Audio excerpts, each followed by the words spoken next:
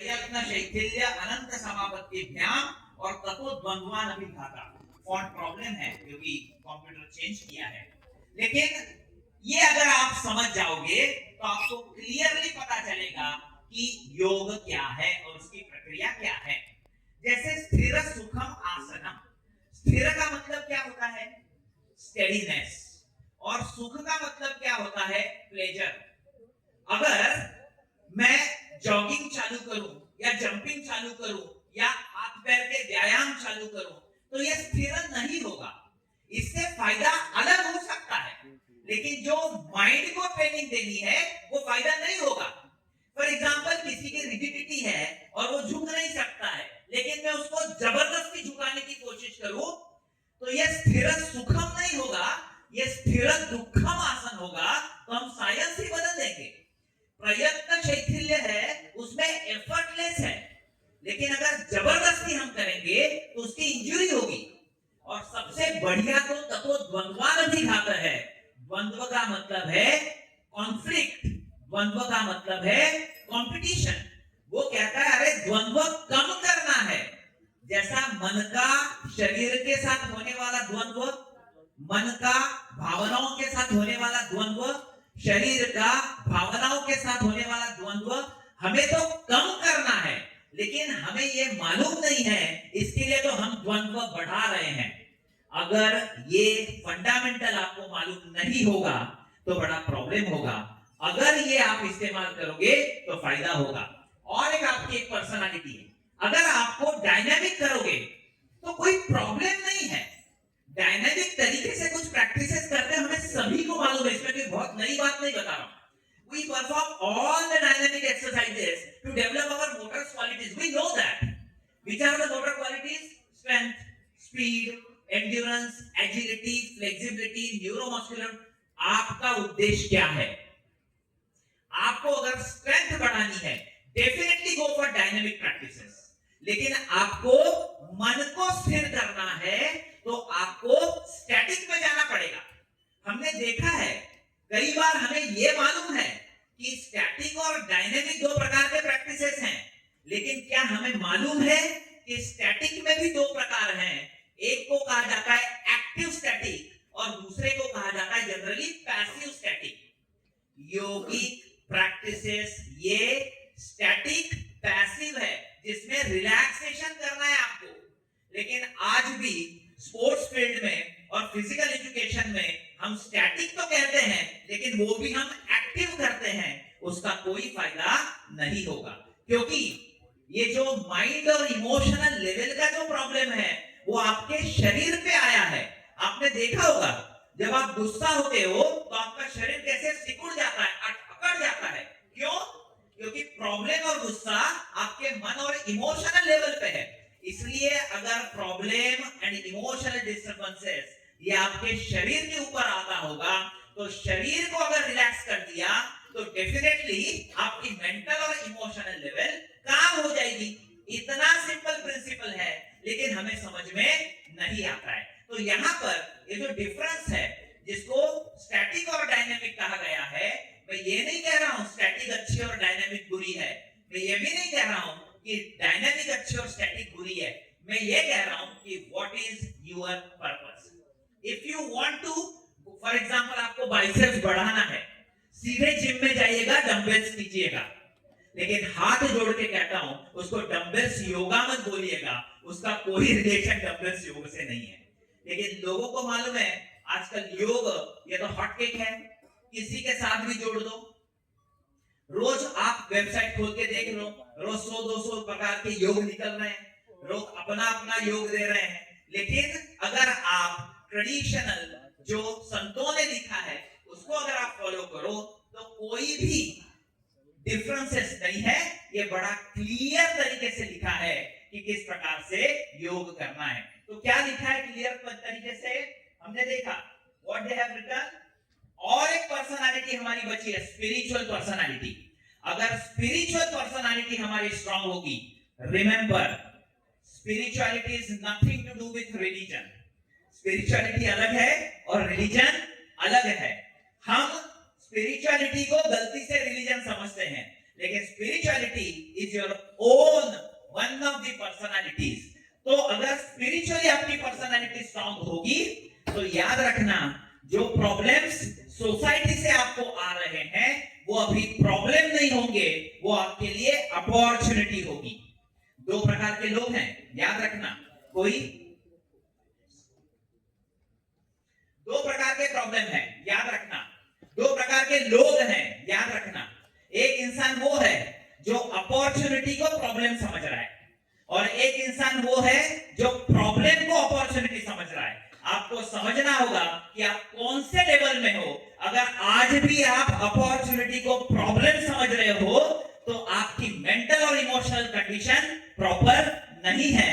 लेकिन अगर आप आज खुद को प्रॉब्लम को अपॉर्चुनिटी समझ रहे हो तो डरने की कोई बात नहीं। Your mental emotional and spiritual condition is proper.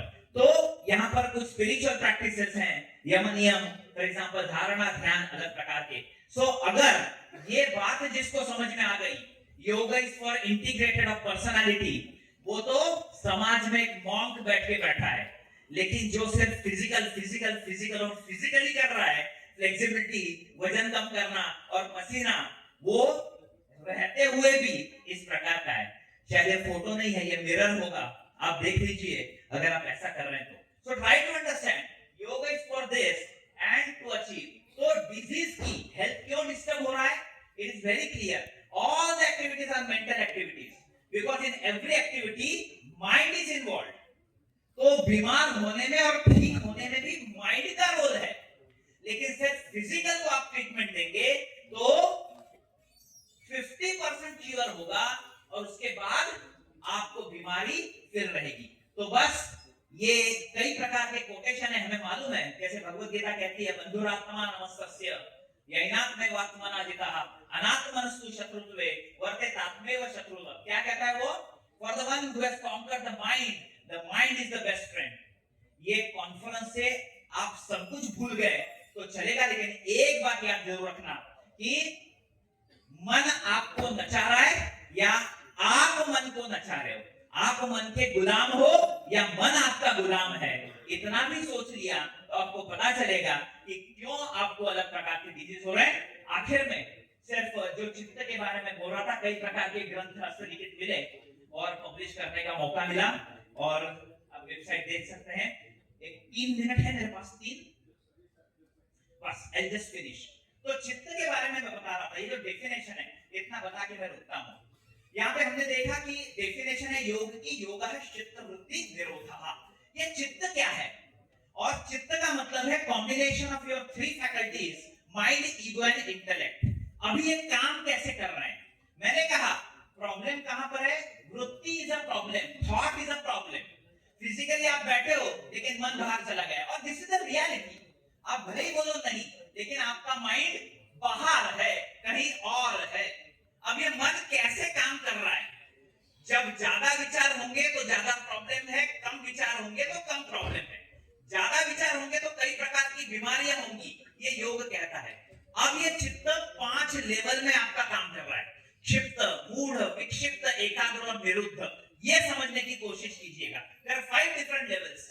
आपने फिर पूछना है कि इसका कोई संदर्भ है क्या, तो आपको हस्तलिखित बता रहा हूं, अगर आप पढ़ सके वहां पे, क्षिप्त, मूढ़, विक्षिप्त, एकाग्र, निरुद्ध, चित्त भूमयः। चित्त की भूमि को अगर स्ट्रांग करना है आपको, यानी खुद के अस्तित्व को अगर स्ट्रांग करना है, तो आपको ये 5 लेवल समझना आवश्यक है, कैसे काम कर रहा है चित्त।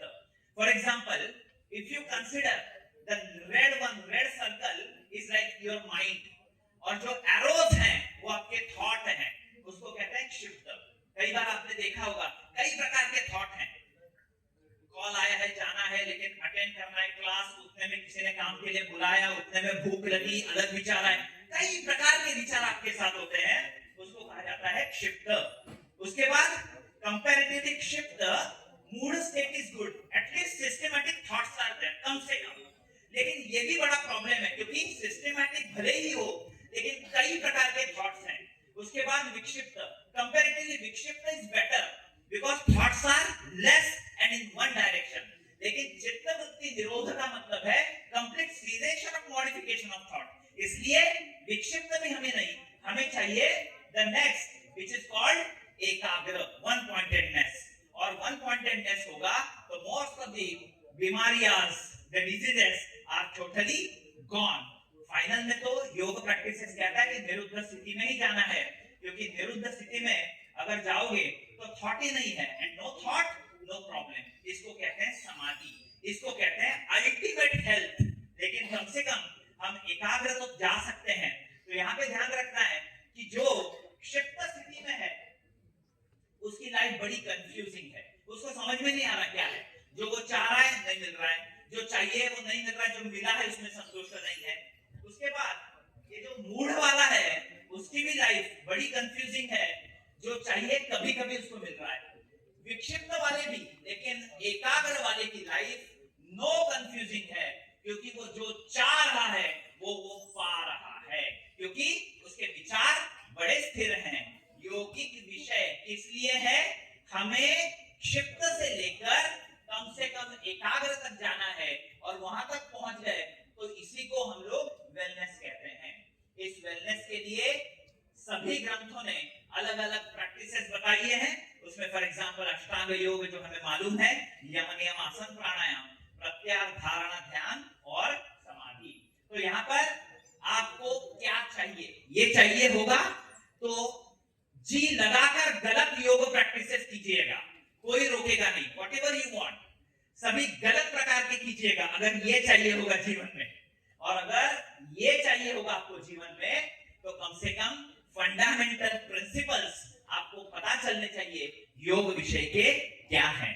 तो यहाँ पर जो फंडामेंटल प्रिंसिपल हैं, अगर आपने डिस्टॉर्टेड प्रैक्टिसेस योग विषय की तो आप डिजीजेस को इनविटेशन देने वाले हो, और ऐसे ऐसे डिजीजेस होंगे कि जिसके बारे में कोई भी रेमेडी कहीं भी मेडिकल साइंस में नहीं है।